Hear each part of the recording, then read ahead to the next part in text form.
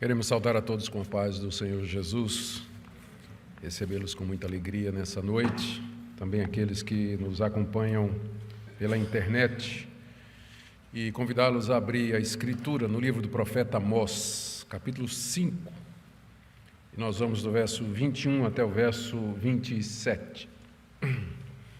Enquanto você procura, lembre de desligar o seu celular. Hoje de manhã eu estava participando do culto e só ouvi atrás de mim: a 200 metros entre a direita, seu destino está à sua esquerda. Alguém naturalmente esqueceu de desligar o Waze, né? Então, ninguém quer saber onde você vai, por gentileza, desligue o seu celular. Enquanto você procura aí Amós, capítulo 5. Eu não olhei nem para trás para saber quem é, então você pode ficar à vontade, não sei quem foi. Capítulo 5, do verso 21 até o verso 27 do profeta Amós. Aborreço, desprezo as vossas festas, e com as vossas assembléias solenes não tenho nenhum prazer. E ainda que me ofereçais holocaustos e vossas ofertas de manjares, não me agradarei deles, nem atentarei para as ofertas pacíficas de vossos animais cevados. Afasta de mim o estrépito dos teus cânticos, porque não ouvirei as melodias das tuas liras. Antes corra o juízo como as águas e a justiça como o ribeiro perene. Apresentaste-me vós sacrifícios e ofertas de manjares no deserto por 40 anos, ó casa de Israel. Sim, levaste Sicute, vosso rei, Quium, vossa imagem, e o vosso Deus estrela, que fizestes para vós mesmos. Por isso vos desterrarei para além de Damasco, diz o Senhor, cujo nome é Deus dos exércitos. Oremos. Senhor, nós queremos que o nosso culto seja agradável a Ti. Mas com frequência, Senhor, nós não estamos atentos ao que o Senhor pensa do nosso culto. Por isso, o Senhor nos dê graça e misericórdia ao meditarmos na Tua palavra, para que vejamos o que de fato Tu desejas de nós, quando nos reunimos para Te servir. Nós pedimos que a exposição das Tuas palavras nessa noite seja usada pelo Teu Espírito no coração de cada pessoa que está aqui nessa noite ou que nos acompanha pela internet. Que Tu recebas toda a glória para a alegria do Teu povo, para a edificação dos Teus eleitos e para a salvação de pecadores. É o que nós pedimos no nome de Jesus. Amém. Meus irmãos, o culto sempre foi a parte mais importante da religião que Deus revelou ao seu povo, tanto no Antigo Testamento como no Novo Testamento. É em momentos como esse, dessa noite, em que nós nos reunimos, unidos pela fé comum, para cantar louvores a Deus, dirigir-lhe orações, sermos instruídos na Sua palavra, que nós encontramos o refrigério, a renovação e a confirmação daquilo que nós cremos. É no culto que desemboca tudo aquilo que nós acreditamos, as nossas práticas, e o culto é o reflexo daquilo que a comunidade é. O culto é tão importante, o culto público é tão importante para Deus, que há orientações muito sérias e detalhadas a respeito do culto no Antigo Testamento, destinadas ao povo de Israel. Deus não aceitava ser adorado de qualquer maneira. O culto tinha que ser de acordo com aquilo que Ele havia determinado. E no Novo Testamento não é diferente. Nós não somos deixados a nosso bel prazer para inventar maneiras de cultuar a Deus. A igreja de Corinto, por exemplo, que achava que era uma igreja espiritual, ela tinha um culto absolutamente desordenado, onde as pessoas exerciam seus dons ou ministravam umas às outras sem qualquer ordem ou sem qualquer sentido. Paulo é obrigado a escrever a respeito do culto no capítulo 11 até o capítulo 14 da primeira carta aos Coríntios, regulando a participação na igreja no culto, de que maneira o culto deveria ser. E não é sem razão que nós encontramos aqui no livro do profeta Amós, Deus então se pronunciando a respeito do culto que lhe era prestado pelos israelitas durante o período em que Amós profetizou. Deus estava profundamente desgostado com o culto.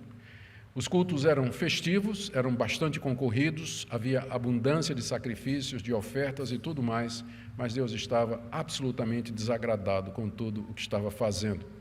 Há um caso parecido no Novo Testamento, numa das 7 igrejas do Apocalipse, que é a igreja de Laodiceia. É exatamente a última. é aquela que Jesus diz, você nem é frio nem é quente, mas é morno. E aí, depois de denunciar a mornidão da igreja, Jesus diz, eis que estou à porta e bato. Se alguém ouvir a minha voz e abrir a porta, entrarei, cearei com ele e ele comigo. A gente pensa que aquele versículo é para ser usado em evangelismo, né? Quantas vezes a gente não chega para um descrente e diz, Jesus está batendo na porta, e só você tem a chave do lado de dentro. Aquele versículo não é para descrente. Jesus está falando para a igreja estava reunida em culto e Jesus na porta batendo. Ou seja, é possível você ter um culto e Jesus está do lado de fora. Está do lado de fora. Eu estava perguntando a mim mesmo se eu devia contar, mas eu vou acabar contando. Na África do Sul, durante o tempo em que a Minka e eu morávamos lá, nós fomos para a África do Sul na década de 80, quando o apartheid estava em valor, o apartheid. E realmente havia segregação racial. Havia igrejas só de brancos e igrejas só para africanos. E não podia haver mistura, um não podia frequentar a igreja do outro.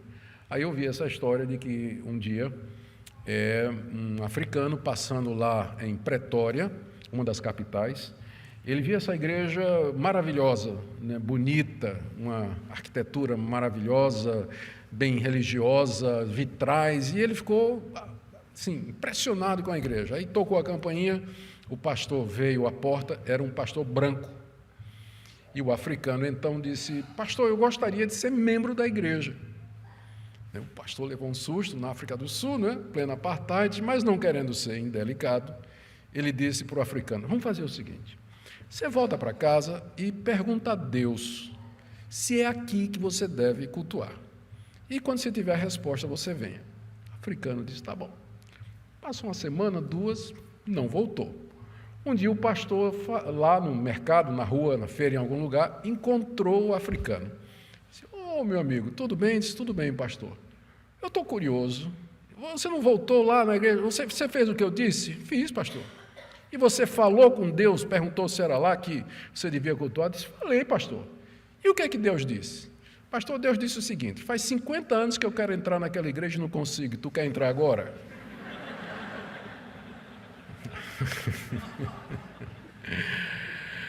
É tragicômico, não é? Mas a verdade é essa, que um culto pode ser oferecido dentro de toda a regulamentação que Deus deu e ainda não ser agradável a Deus. E é isso que nós chamamos de religiosidade. Religiosidade. Você oferece um culto a Deus, a igreja está reunida, estamos cantando, estamos lendo a Bíblia, estamos trazendo nossas ofertas, mas a grande pergunta é, o que Deus pensa do nosso culto? E é isso que Amós está dizendo da parte de Deus à nação de Israel, que Deus não estava nem um pouquinho satisfeito com o culto que eles estavam prestando. Os israelitas do Reino do Norte, eles haviam desenvolvido uma teologia, que nós chamamos aqui de teologia do Reino do Norte, de que Deus estava com eles sempre, independentemente da situação, e que por isso eles jamais seriam vencidos pelos inimigos e que eles gozariam da proteção de Deus e da prosperidade que Deus haveria de dar. Essa teologia era baseada no fato de que Deus tinha, sim, feito uma aliança com a nação de Israel, era baseada no fato de que eles estavam, sim, vivendo um período de prosperidade debaixo do governo do rei Jeroboão II, e também no fato de que eles prestavam culto a Deus em 3 santuários que eram colocados em locais estratégicos de Israel, que era Betel, Gilgal e mais ao sul, lá em Beceba. Nesses 3 lugares haviam templos que haviam sido dedicados a Deus, onde os israelitas iam cultuá-lo, e lá levavam suas ofertas e sacrifícios. Mas a missão que Deus deu ao profeta Amós, que era do Reino do Sul, foi que fosse ao Reino do Norte para dizer isso, eu não estou satisfeito com o culto que vocês estão me prestando. Na mensagem anterior, nós vimos o que Amós havia dito da parte de Deus, que eles deveriam, na verdade, buscar a Deus para viver. Não era Deus que eles estavam buscando no culto. Isso está no capítulo 5, verso 4. Deus, na verdade, Amós diz, estava a caminho para se encontrar com eles, só que Deus estava vindo no exército assírio, estava vindo em juízo, passando no meio da nação de Israel, está no capítulo 5, verso 6.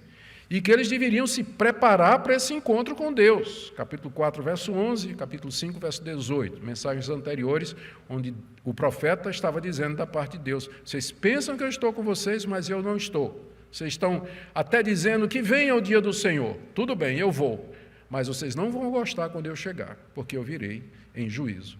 E agora o profeta vira as baterias para o culto que estava sendo oferecido a Deus, anunciando o grande desprazer do Senhor diante de toda aquela religiosidade. Eu queria, então, dividir essa passagem em 3 partes. Primeiro, o que é que Deus sentia em relação ao culto de Israel, versos 21 a 23. Depois, o que é que Deus... as 2 razões pelas quais Deus não aceitava o culto que estava sendo oferecido, que está no verso 24 até o verso 26. E a terceira parte é o castigo, então, que Deus daria à nação, que está no verso 27. Então, em primeiro lugar, o que é que Deus sentia em relação ao culto de Israel, versos 21 a 23.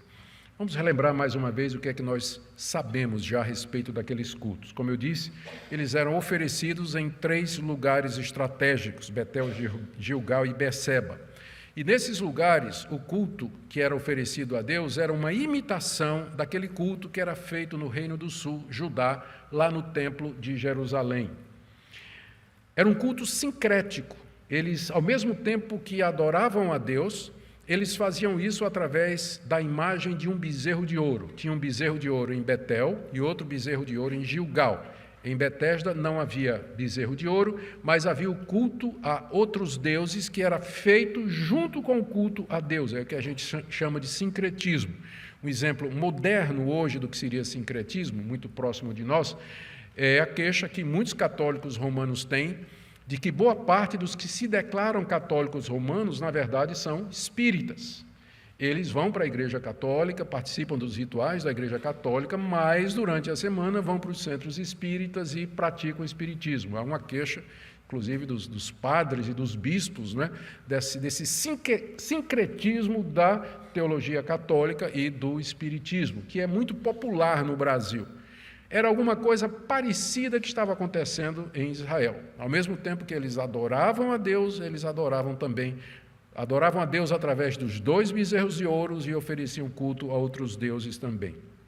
E eram cultos concorridos.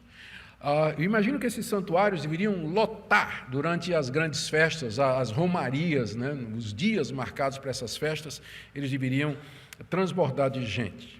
Mas, ao mesmo tempo em que os israelitas manifestavam toda essa religiosidade, eles estavam vivendo de maneira contrária àquilo que Deus havia revelado na sua lei. Amós já denunciou aqui, já vimos isso, que os juízes estavam recebendo suborno para passar sentenças injustas, favorecendo os ricos e penalizando os pobres, que os ricos e poderosos oprimiam os órfãos, as viúvas e os necessitados, que os ricos viviam para uma vida de prazer, e o maior exemplo que Amós achou disso foi chamar as mulheres de vacas de Bazã, né, que ninguém nunca mais vai esquecer esse sermão. A imoralidade sexual era bastante tolerada no Reino do Norte, a prática do adultério, entre outras coisas, além da adoração desses outros deuses juntamente com o Senhor. Por um lado, você tinha toda essa religiosidade exibida pelo povo de Israel, mas a vida deles, tanto na área moral, de justiça social e no tipo de culto prestar a Deus, que prestavam a Deus, não estava de acordo com aquilo que Deus havia revelado. Diante dessa situação, então, Amós coloca aqui 4 reações de Deus diante daqueles cultos, que nós vamos ver aí do verso 21 até o verso 23. Primeiro, Amós diz que Deus aborrecia, odiava, desprezava as festas. Verso 21, aborreço, desprezo as vossas festas. As festas aqui eram as festas de Páscoa, Pentecostes e Tabernáculos, que eram as 3 festas principais determinadas na lei de Moisés e que todo judeu deveria celebrar durante o ano. E durante esses períodos, esses 3 santuários enchiam de peregrinos que vinham cultuar a Deus. Essas festas eram importantes porque elas lembravam os atos salvadores de Deus em favor da nação de Israel. Lembravam o êxodo, lembravam o sacrifício do cordeiro, cujo sangue foi colocado na ombreira da porta no dia da saída do Egito. Lembravam o tempo que passaram no deserto, a festa dos tabernáculos, em que Deus os sustentou com o pão do céu. Portanto, eram festas arraigadas na própria história de Israel.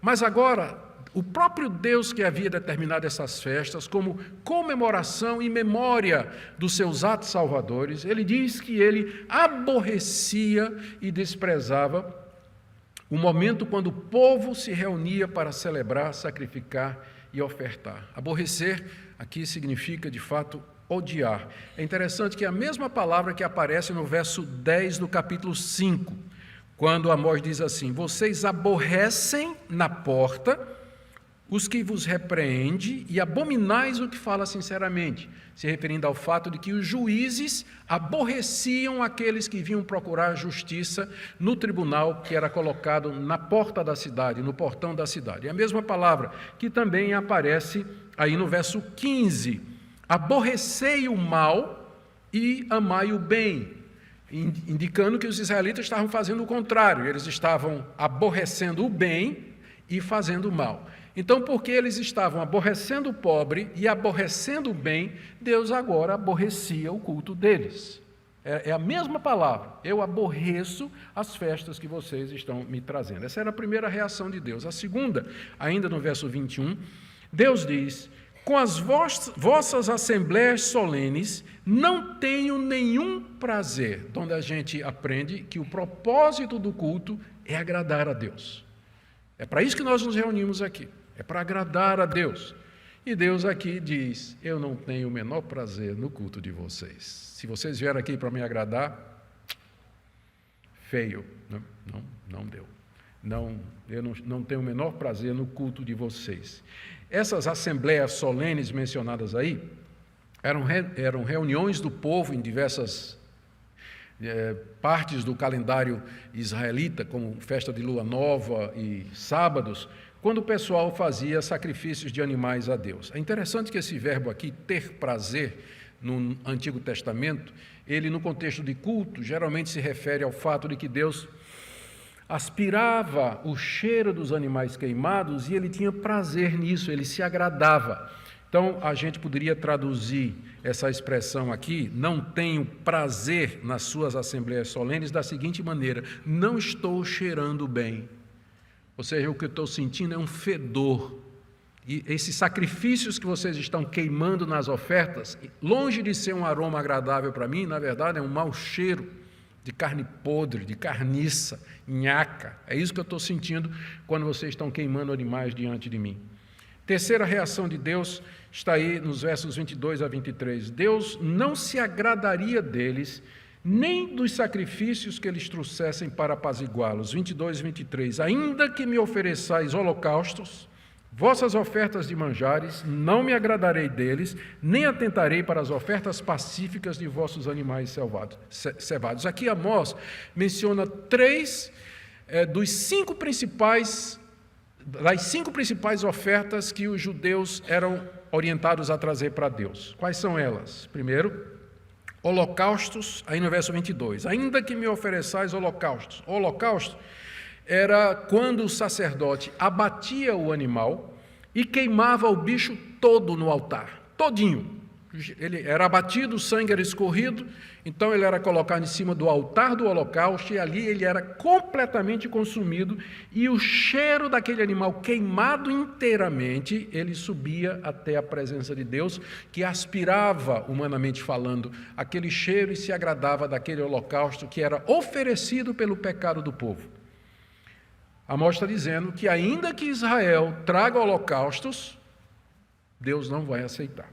O segundo tipo de sacrifício é a oferta de manjares, está aí no verso 22, que é simplesmente a oferta de cereais e de outras oferendas que eram trazidas pelo povo, 1 quilo de trigo, 1 quilo de milho ou qualquer outro tipo de cereal, e era oferecido a Deus como gratidão. O sacerdote queimava uma parte no altar e guardava uma parte para si.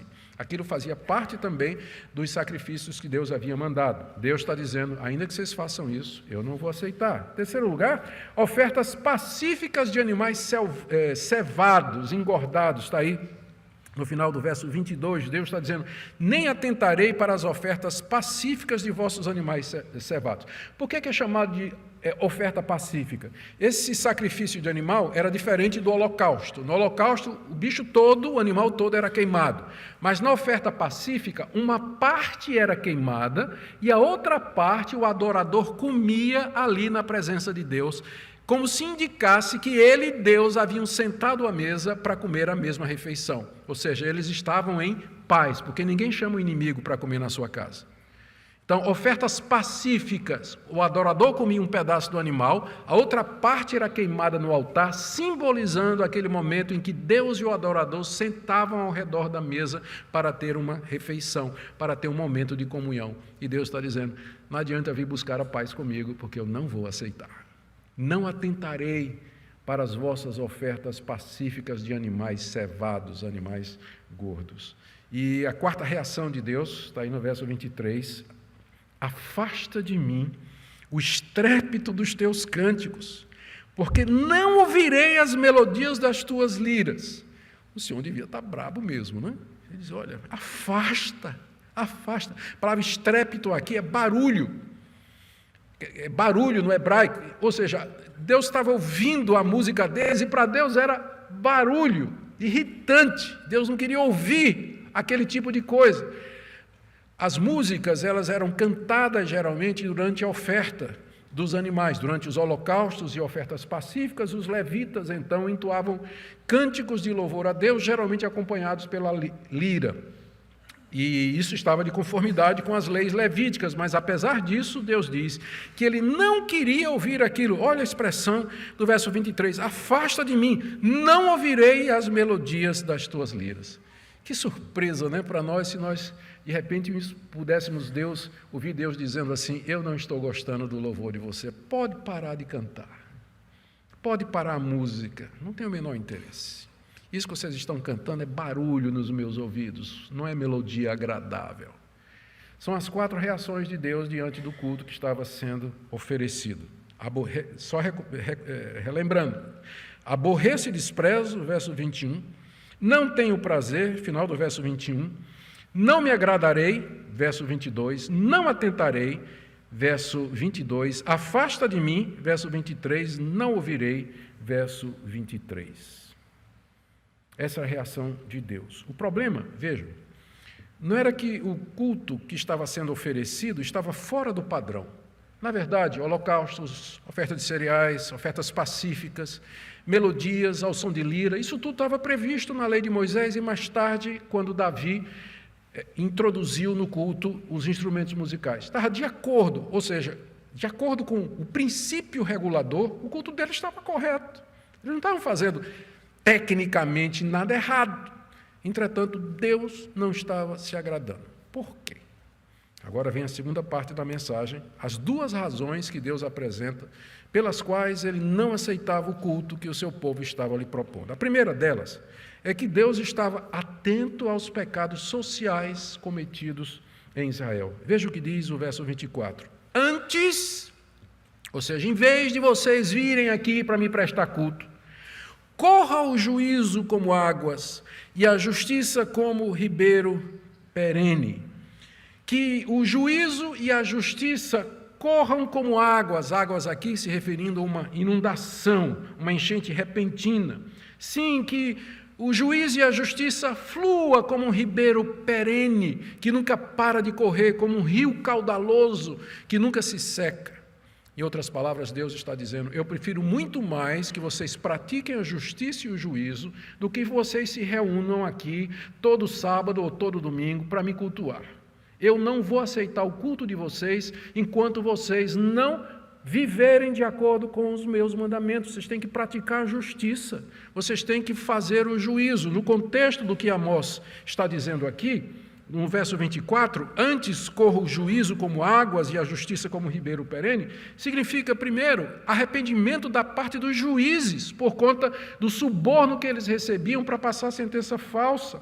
Arrependimento da parte dos ricos e dos nobres, que vinham aos cultos oferecer seus sacrifícios, mas oprimiam o pobre, negava o salário do trabalhador, processava os coitados que tinham que fazer empréstimo para poder viver e não pagavam, que eles passassem então a praticar aquilo que a lei de Moisés mandava, ou seja, que os juízes dessem sentenças justas e não se corrompessem, que as autoridades estabelecessem impostos justos e que os ricos tratassem os pobres, os órfãos e as viúvas com misericórdia, caridade e generosidade. Tudo isso estava previsto na lei de Moisés.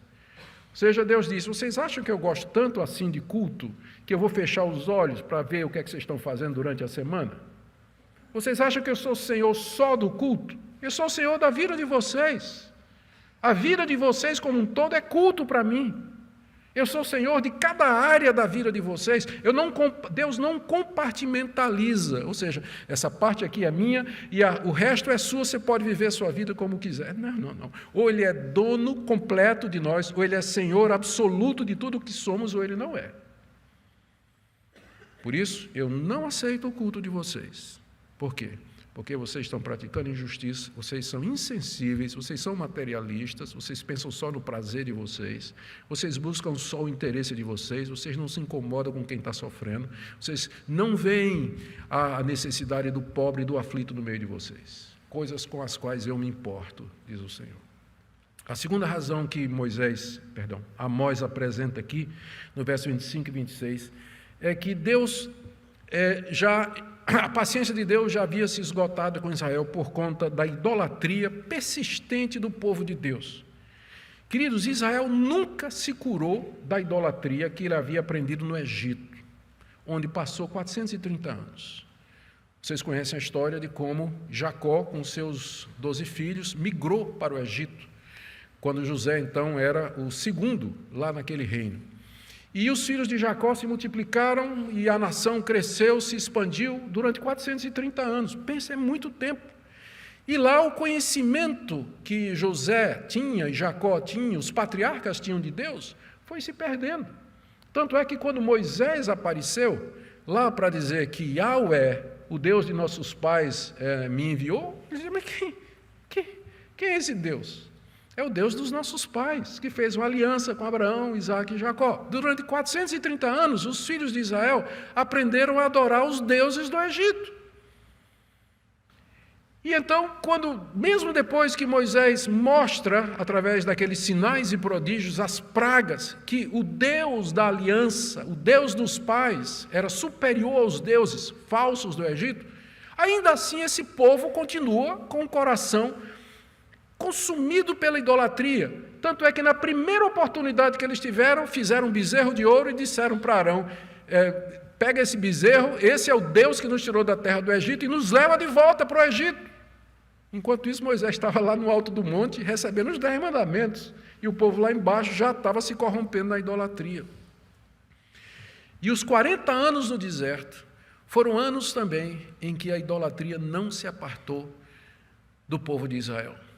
Israel só se curou da idolatria depois do exílio babilônico, que vai acontecer cerca de 60 anos depois das palavras de Amós, 40, 60 anos, e mais tarde o reino de Judá também vai ser levado em cativeiro. Quando os judeus voltaram do cativeiro, idolatria não era mais um problema. Tanto é que na época de Jesus, quando ele estava aqui ministrando, não tinha idolatria na nação de Israel. Eles foram curados depois que Deus trouxe esse remédio tremendo contra eles, que foi a destruição do reino do norte, seguida da destruição do reino do sul. Mas até essa época, a idolatria era o pecado persistente no meio de Israel. Veja como isso é dito com a pergunta que Deus faz aqui no verso 25. Apresentaste-me vós sacrifícios e ofertas de manjares no deserto por 40 anos, ó casa de Israel.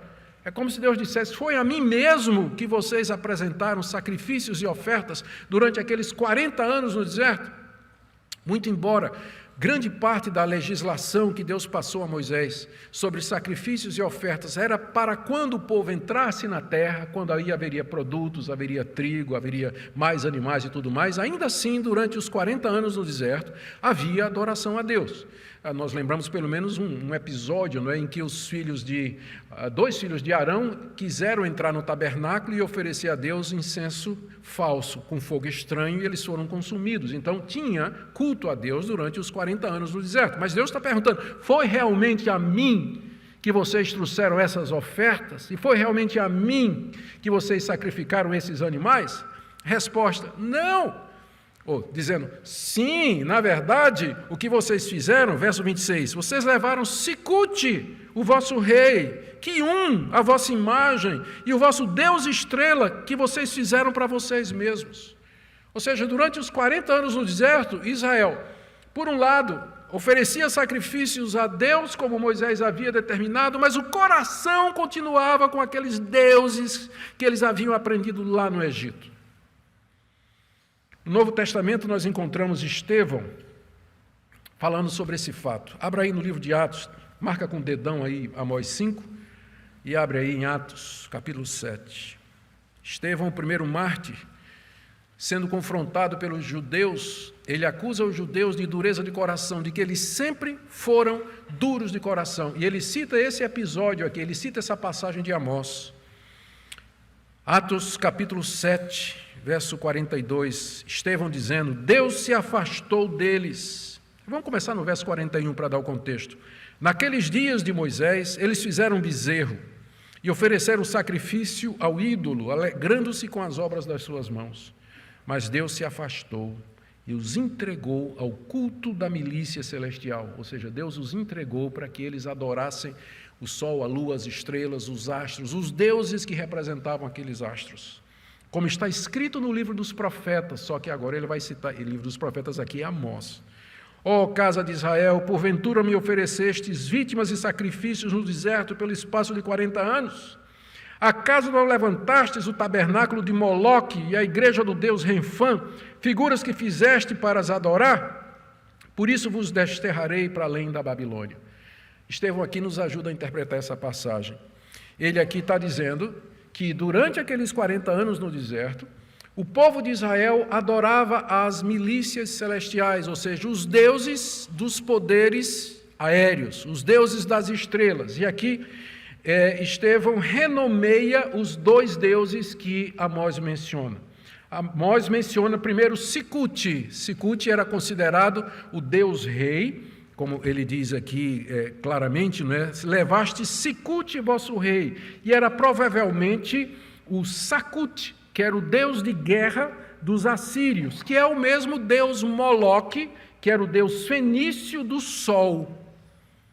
Era o deus rei, o deus sol, que era chamado de Sicute, ou então de Moloque, como nós vemos aqui Estevão fazendo. E os israelitas tinham até um tabernáculo para ele, já pensaram? Eles levavam o tabernáculo de Deus e ali de ladinho na surdina, informalmente, caixa 2, tinha o tabernáculo do deus Moloque ou do deus Sicute, que eles adoravam nesse sincretismo durante 40 anos no deserto. Mesma coisa o outro deus aqui, que Amós chama de Quium, que era o deus estrela, e que é, de acordo com Estevão, o deus Renfã, que era o deus do planeta Saturno. E eles carregavam uma imagem, veja como diz Amós aí no verso 26, Quium, a vossa imagem.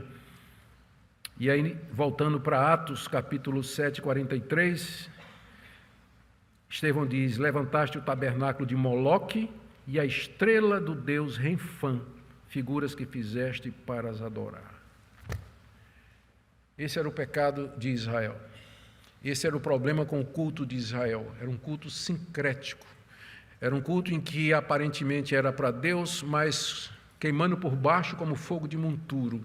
Havia aquela religiosidade, aquele apego aos deuses estranhos, especialmente aos deuses do sol, da lua e da estrela, que eles aprenderam no Egito e do qual nunca se livraram.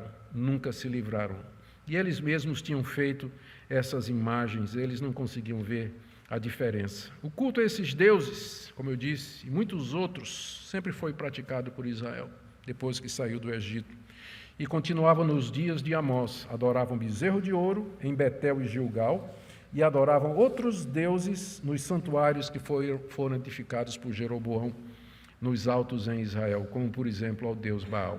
Era por essa razão que Deus disse: eu não me agrado do culto de vocês, porque embora formalmente é para mim, o coração de vocês está em Sicuti, está em Quium, Moloque e Renfã.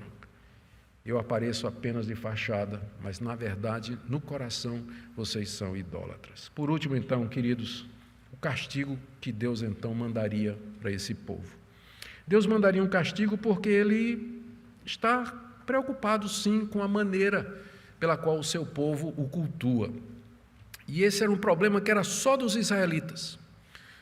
Os deuses fenícios, ou assírios, ou babilônicos, ou egípcios, eles não tinham problema nenhum se os seus adoradores crescem em outros deuses. Um mesmo homem, uma mesma pessoa, poderia adorar Moloque, Renfã, Baal, Astarote, e nenhum dos 4 deuses ia ficar ciumento um do outro.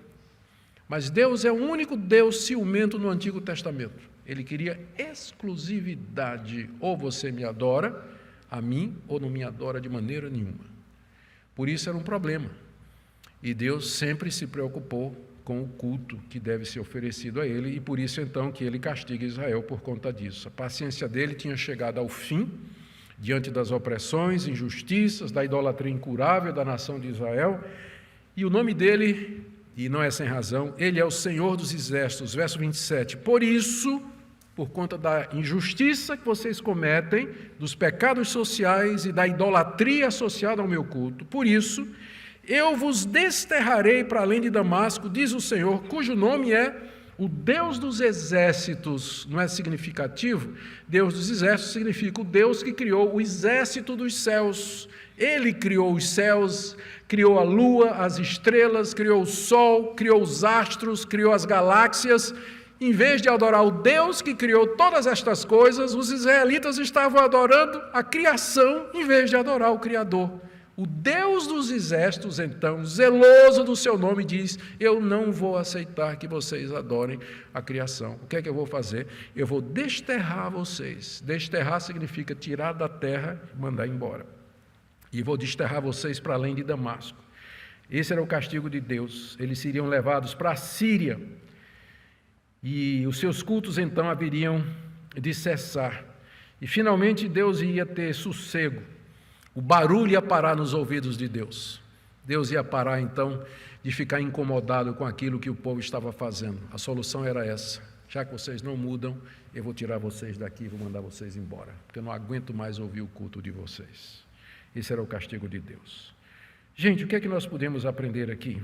Eu tirei alguns pontos aqui para nós refletirmos de que maneira podemos ser instruídos por esse texto. Algumas dessas coisas já foram faladas aqui, mas eu quero repetir para ênfase. Primeira, Deus sempre preferiu a prática da justiça e da verdade a cultos, ainda que festivos, concorridos e liturgicamente corretos. Esse é um tema que você vai encontrar em praticamente todos os profetas. O exemplo mais claro é Isaías, capítulo 1, quando o profeta já começa dizendo assim, Deus dizendo: quem é que mandou vocês virem para cá me adorar? Quem é que convidou vocês para adorar? Vocês vão embora, se purifiquem primeiro, pratiquem a justiça, depois venham. E ainda que os seus pecados sejam vermelhos como a escarlata, eles se tornarão brancos como a lã. É assim que começa o livro do profeta Isaías. No livro do profeta Oséias você vai encontrar a mesma coisa. O profeta dizendo: pode parar com o culto de vocês. O profeta Malaquias chega a dizer: quem dera tivesse um sacerdote que fechasse as portas do templo e apagasse o fogo do altar, porque eu não aguento mais esse culto que vocês estão me oferecendo. E se vocês pensam que isso é uma coisa só do Antigo Testamento, olhe de novo. O Senhor Jesus Cristo dizendo aos fariseus: hipócritas, bem profetizou Isaías, esse povo me adora com os lábios, mas seu coração está longe de mim. E o próprio Jesus disse: se você trouxer ao altar uma oferta e ali você lembrar que seu irmão tem alguma coisa contra você, pode parar, deixa diante do altar a oferta, Vai primeiro se reconciliar com seu irmão, depois venha e ofereça a sua oferta. Foi o próprio Jesus que disse isso. 1 Coríntios, o apóstolo Paulo diz no capítulo 11, que lá na igreja de Corinto já tinha muita gente que tinha morrido e estava doente, porque eles estavam celebrando errado a ceia do Senhor. No meio de embriaguez, de lutas, contendas e ciúmes. Não era a ceia do Senhor que eles estavam profanando a ceia do Senhor e Deus já estava castigando a igreja. Então não é só coisa do Antigo Testamento, não, é coisa do Novo Testamento, é geral. Deus se agrada muito mais de que nós vivamos e praticamos a justiça, de todos os cultos festivos, bonitos, cheios que nós pudermos apresentar a Ele. É claro que não precisa ser ou uma coisa ou outra. O que nós queremos, na verdade, são as duas coisas. Que nós vivamos uma vida reta diante de Deus e que nós prestemos a Ele o culto que Ele deseja. Mas se Deus tiver que escolher entre uma coisa e outra, Ele vai dizer, eu prefiro que você pare de me cultuar e vá primeiro acertar a sua vida. Vá colocar a sua vida em ordem. Depois venha para me prestar culto. Segunda lição. Deus sempre aborreceu a adoração e a veneração de qualquer criatura em seu lugar, através de imagens, ídolos e símbolos. Isso é muito claro. Deus nunca aceitou isso e Ele continua não aceitando. Ele é espírito e Ele quer ser adorado em espírito e em verdade. Deus aborrece todo culto às imagens, ainda que dele mesmo, de Jesus, de Maria e dos santos. Ele aborrece todo culto que é feito a Ele através de imagem. Da mesma forma que Ele aborreceu que os israelitas queriam adorá-lo através do bezerro de ouro, da mesma forma Ele aborrece hoje você querer agradar a Deus através de alguma representação dEle. Terceira lição. Determinados pecados, eles são passados de geração em geração e permanecem como um câncer no meio do povo de Deus. A idolatria era esse pecado na nação de Israel, mas na história da igreja, outros pecados, eles têm acompanhado geração de cristãos, como, por exemplo, o materialismo, apego aos bens materiais, a moldar-se ao mundo, a moldar-se à cultura, ou abusar da graça de Deus, que é o libertinismo. Esse tipo de atitude sempre acompanhou os protestantes, mesmo os reformados, e toda geração tem que lutar contra isso. Um dos lemas da reforma protestante foi que a igreja reformada, ela se renova constantemente, sempre reformanda est, ela sempre se reforma à luz da palavra de Deus. Por isso, queridos, nós precisamos de reforma constante para fazer a pergunta, Deus está se agradando do nosso culto? Estamos oferecendo a Ele um culto de acordo com sua palavra? Tradição não garante isso, porque meus pais fizeram isso há 50 anos, não garante isso. O que me garante isso é o que a palavra de Deus nos ensina. Quarta lição, e essa é dura para mim e para nós pastores. Mesmo que a palavra de Deus seja pregada fielmente por homens piedosos, nem sempre ela produz arrependimento e conversão. Qual foi a reação de Israel diante dessa pregação de Amós? Entrou aqui? Saiu por aqui. Amós deve ter profetizado durante uns 10 anos, mais ou menos. Antes disso, Deus tinha mandado Elias, Eliseu, Joel. Todos eles pregaram contra a idolatria e anunciaram o juízo de Deus. Israel não deu ouvidos. Dali a 40 ou 60 anos, finalmente, Deus mandou o rei Sargão II, no ano 722, antes de Cristo, com o exército assírio, que entrou e arrebentou com a nação de Israel e os levou para o cativeiro. Ou seja, a nossa tarefa é sermos fiéis na pregação da palavra de Deus, ainda que não vejamos resultados. Amós não viu resultado nenhum da sua pregação. Que desânimo, não é? Que tristeza, eu imagino, que ele deve ter passado. Nós podemos somente alcançar os ouvidos. Eu só posso chegar no ouvido de vocês. Somente Deus tem acesso ao seu coração.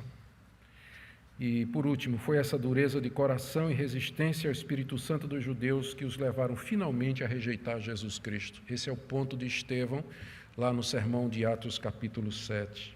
Esse é o ponto dele, quando ele diz assim, vocês sempre rejeitaram os profetas, vocês sempre rejeitaram a palavra de Deus, e agora quando Deus mandou o próprio Filho, vocês o crucificaram e vocês o rejeitaram. É por esse motivo que Deus tirou o reino da nação de Israel e passou para gentios e judeus, passou para a igreja, que é composta daqueles que se arrependem e creem em Jesus Cristo como Deus e como Salvador. Finalmente, o que é que essa passagem quer de nós? Porque a pergunta é essa. Então, pastor, o que é que eu tenho que fazer diante disso? Eu só posso pensar nisso aqui. Primeiro, que cada um de nós examine sua vida, sua conduta, em casa, no trabalho e na escola, com essa pergunta: estou desagradando a Deus com minhas atitudes injustas contra meu próximo? Tenho levantado ídolos no meu coração, outros deuses? Amo mais alguém ou alguma coisa mais do que a Deus? Que cada um de nós, em segundo lugar, se arrependa dos seus maus caminhos e os deixe. Mágoas, ódio, injustiça, falta de misericórdia e perdão, amar pessoas e coisas mais do que a Deus. Se você quer que seu culto seja agradável a Deus, isso aqui é mais importante do que o princípio regulador.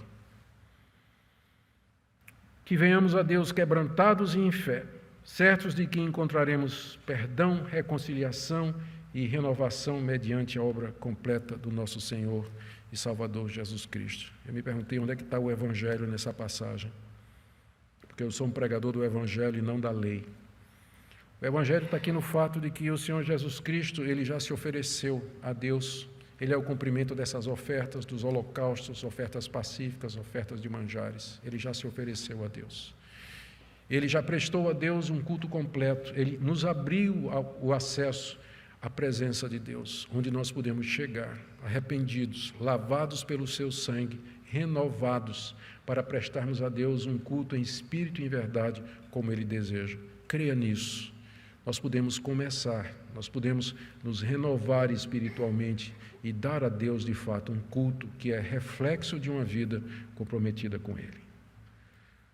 Ó Pai, nós mais uma vez nos curvamos diante de Ti, pedindo que Te agrades de nós, que o Senhor purifique o Seu povo de toda injustiça, de toda insensibilidade, materialismo, egoísmo, mundanismo, de ídolos que nós levantamos no nosso coração, pessoas que amamos mais do que a Ti, prazeres que prezamos mais do que a Ti, coisas que nós amamos mais do que a Ti. Livra-nos da idolatria, que nem sempre é feita para imagens, mas de ídolos do coração. Abençoe essa igreja, renova essa igreja, restaura essa igreja, a começar de mim, dos colegas pastores, presbíteros. Envia Teu Espírito Santo, de tal maneira que, quebrantados, humildes, purificados no sangue de Jesus, possamos viver para a Tua glória e cultuar-Te para o Teu deleite, porque Tu busca adoradores que Te adorem em espírito e em verdade. Pro louvor do Teu nome, nós oramos. Amém.